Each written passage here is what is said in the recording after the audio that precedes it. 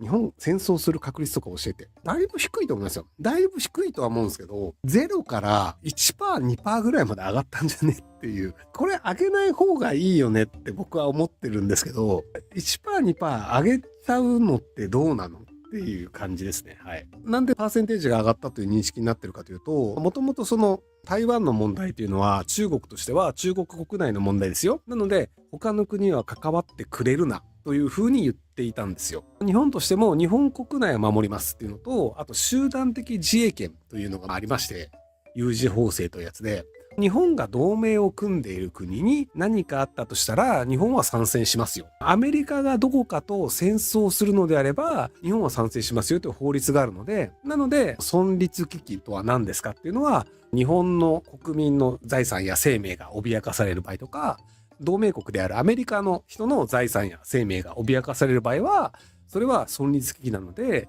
武力を持って対抗しますよっていうのが有事法制っていうのがもう10年前ぐらい多分できたと思うんですけど、そこの条文でいくと、同盟を組んでいるという仲のいい他国が攻撃された場合という表現になってるんですよ。その法律としてはどこの国と同盟を組むかはその法律までに含まれてないので、日本がイギリスと同盟を組みました。であった場合は、イギリスが攻撃されたら、それは同盟国イギリスが攻撃されてるので、日本も参戦しますよ。攻撃支配しますよ。仮にじゃあロシアという国がイギリスを攻撃しました。イギリスと日本が軍事同盟を結んでいるのであればイギリスを守りますよという、他国が攻撃された場合は守るという条文になってるんですよ。この条文通りいくと、日本は法律上台湾を国として認めていないんですよ。日中平和条約、田中角栄さんが中国と国交を結んだ時に、台湾というのはあくまで中国の領土であるということで国交を結んでるので、なので他国という条約の中に台湾は含まれないんですよ。その法律の条文を乗っ取っていいのであれば。スペインっていう国の中でカタルーニャ地方っていう、バルセロナとかカタルーニャ地方なんですけど、そこがカタルーニャの人たちっていうのはスペインの政府と揉めてたりして、スペイン語じゃなくて俺たちはカタルーニャ語を喋るぜって言ってカタルーニャ語教育をしてたりとか、好きあらば独立するってやってるんですけど、でもこれは日本としては参加不能なんですよ。仮にカタルーニャに参加したかったとしても。なぜなら国ではないから。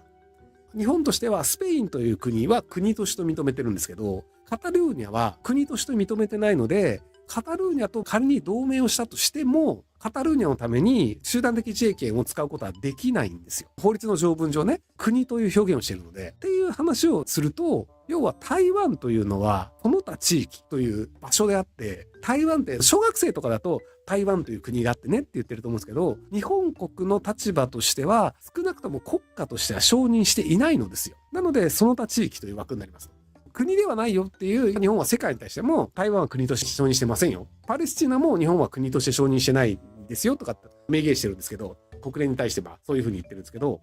台湾に関して何か起きた時にそこに対して存立危機であるという表現を総理大臣がしてしまうというのは法律上おかしいんですよ。これがどういうことかというと、日本の総理大臣は法律の条文を守らない気だよねっていうのを国会で明確にしてしまったっていうことなんですよ。万が一日本もこの先戦争に巻き込まれた場合、特に巻き落とされている可能性はどのくらいありますか？結局戦争をやめた方がいいよねっていうのって、やっぱ首都にミサイルが落ちると民主主義の国の場合はそうなるので、なのでどっかの国が日本を攻めてきてどこかの地方を抑えました。で抑えた状態で休戦に持ち込んだ方がいいよねってなると、東京にミサイル撃ち込んで休戦にした方がいいよねっていうのにした方が実質的に占有した土地はその国のものになるので、なのでどこかの土地が占領された後は東京にミサイル来るって可能性は高いんじゃないかなと思います。終戦の日となると旧マスコミはかつての軍部の属相をひたすら反戦の願い、対しネット系歴史修正主義、日本軍は植民地解放の英雄、共産党の裏のユダヤ人にはめられたのだ。そんで両者いやいや犠牲になったおじいさんの明かり旗も下げると、そのどれにも共感できないので黙祷など手術年どこでもしてません。これにひろゆきさんの主な歴史観を聞けたら嬉しいです。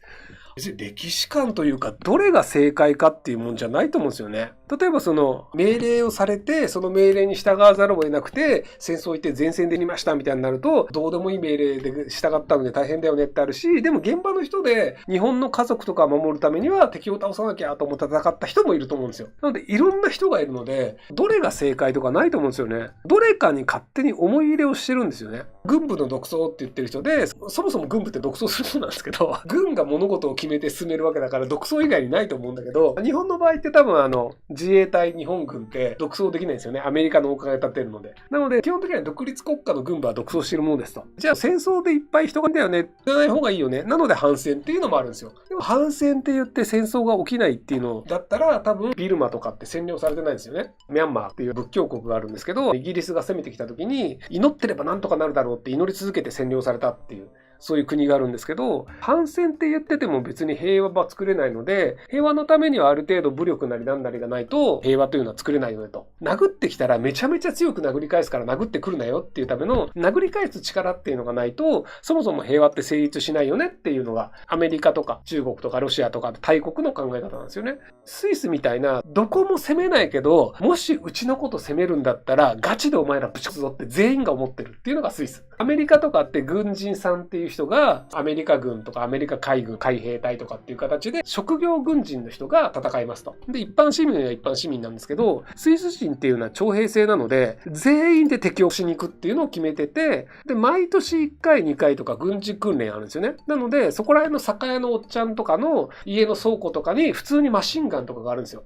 橋とかあるじゃないですか。その橋とかにも大体爆薬仕掛けたんですよね。で、敵が来た時は橋を爆破するとかっていうのがもう決まってるんですよね。こう来たらこう爆破しようとか。スイスっていうのは相手の国を攻めるのはしませんよと。ただ、攻められたとしたら全力で戦うって決めてるので、そうすると相手がどれだけ進軍が遅くなるかっていうのが重要なので、道路を壊すとか橋を壊すっていう準備をしてるんですよ。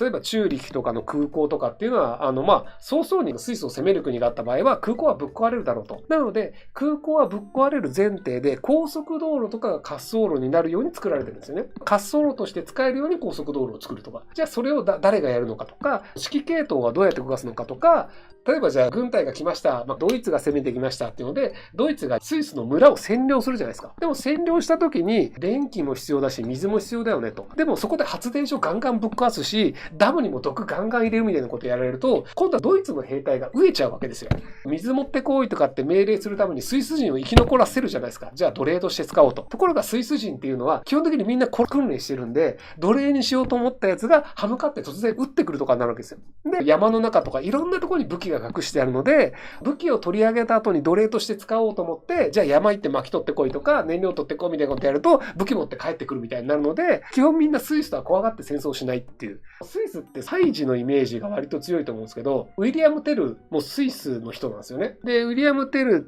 って子供の頭の上にリンゴを乗せて弓で撃ったっていう逸話で結構有名な人なんですけど、弓の腕すごいよね、ウィリアム・テルっていうストーリーに聞こえてるんですけど、スイス人の心情としては、息子でも必要だったっていう戦い方をするんですよね。もともとドイツがイタリアに攻めに行った時にスイスを経由して、イタリアとスイスの国境沿いにある山脈地帯の村っていうのがあって、その時の村の戦い方として、湖の横っていう細い道に兵隊がいますと。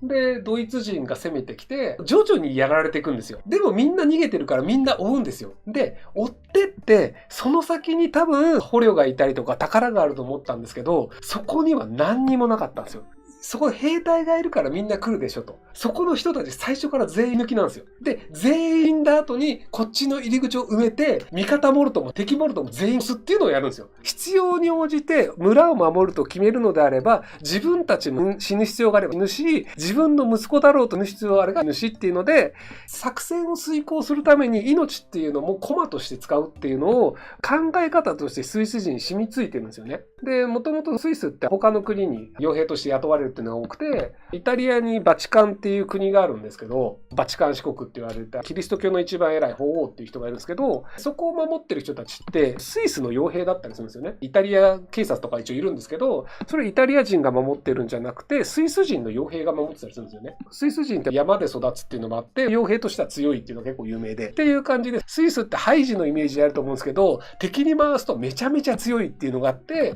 スイスは永世中立国っていうのになってるけど、みんなスイスに対しては歯向かわないっていうのがあったりします。あとめちゃくちゃ頭いいです。生まれも育ちも広島で8月6日は広島原爆の話一色になります。過去の核使用、これからの核はどう分けるか、ひろきさんの思いを教えていただけますか。まず広島の人が核のこと気にしすぎ。核が落ちたという事実はあるし、そこを何とかしたいなというのも分かります。ただ、広島の人が何か考えて決められるような状況ではありません。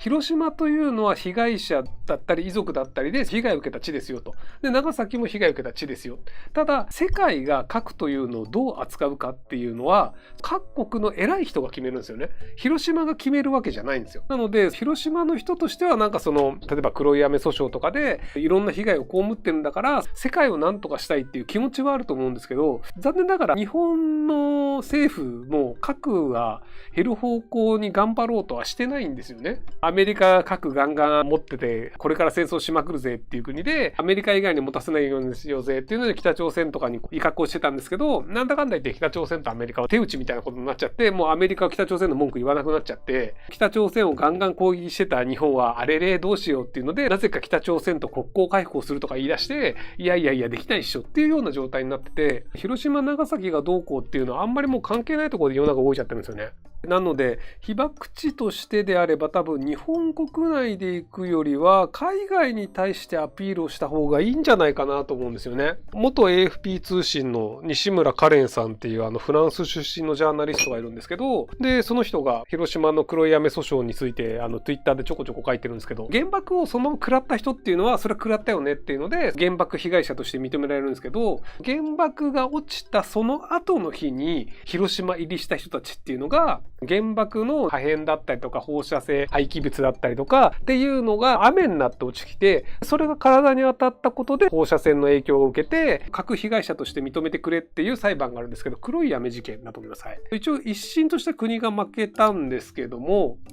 ただそれでも控訴するかもしれないみたいなのがあって、まだ控訴するかどうか国としては決めてないんですけど、フランスの記者さんが控訴するべきじゃないよ、大きな問題だよねって言ってるので、多分そういう形で世界の問題にしちゃった方がいいと思うんですよね。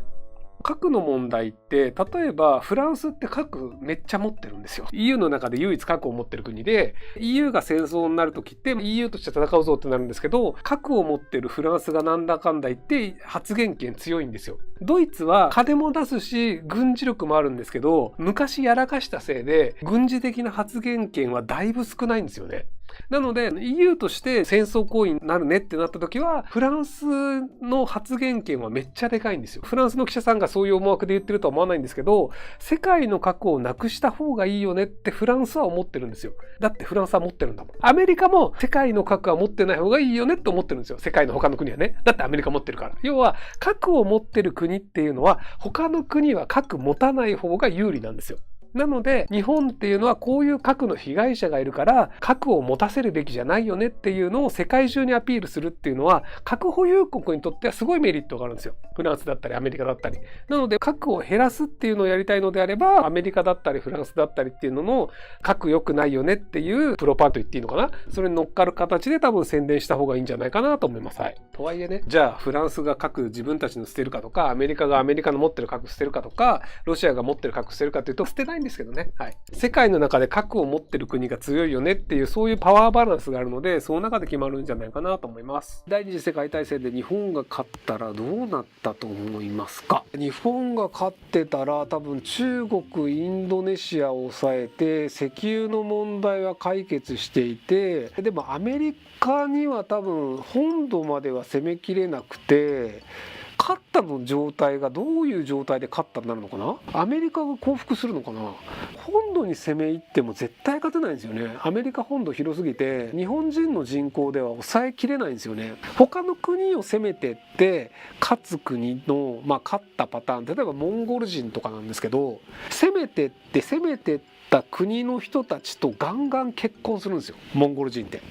中央アジアに行って、で中央アジアの男の人バカバカして女の人とガンガン結婚して子供バシバシ作るんですよ。でモンゴル兵にして、今度は中央アジアから東ヨーロッパの方に行って、東ヨーロッパの男の人バシバシして、でそこの女の人と結婚してモンゴル人の根血をいっぱい作るっていうのをやって、その国の人たちと結婚して人口を増やすっていうので兵隊不足を補うっていうのをやるんですよ。ローマの人たちも相手の国を占領して貴族とか兵隊とかするんですけど、相手の国をローマの国にしちゃうんですよ。よ。ローマの植民地として、じゃああなたたちこれからローマ人ね、だからローマ人として暮らしてねっていうので、ローマを増やすっていうのをやるんですよね。っていう感じです。自分たちの考え方っていうのだったり、子供を増やすっていうのをやるんですけど、日本人ってそれできないんですよね。日本人って外国人苦手じゃないですか。今でも外国の人だったら差別があったりとかっていうのがあって、アメリカ本土に攻めてったとしても、アメリカの人たちとガンガン結婚して子供作って日本人増やすってやらないと思うんですよね。中国に攻め入った時は多少やったんですけど、それでもやっぱりそんなに多くないんですよね。なので基本的に日本人って侵略国家をやる上での基本的な能力値に欠けてると思うんですよね。性欲異常に強いっていうそれがあると侵略国家としては強いんですけど、残念ながら日本人性欲弱いので、侵略しても子供を産めなくてだんだん人口減って本土の人にやられて負けて帰るっていう、そんな感じになると思います。はい、朝鮮出兵とかもいいとこまで行ったんですけどね、いいとこまで攻めたんだけど、その後日本からずっと兵隊とか予算とか送り続けなきゃいけないのってことになって資源不足で負けるっていう。ご視聴ありがとうございます。今回の動画はこちらからの切り抜きになります。ひろゆき LINE スタンプ好評発売中です。概要欄に購入リンクがあるので、そちらから購入できます。よろしくお願いします。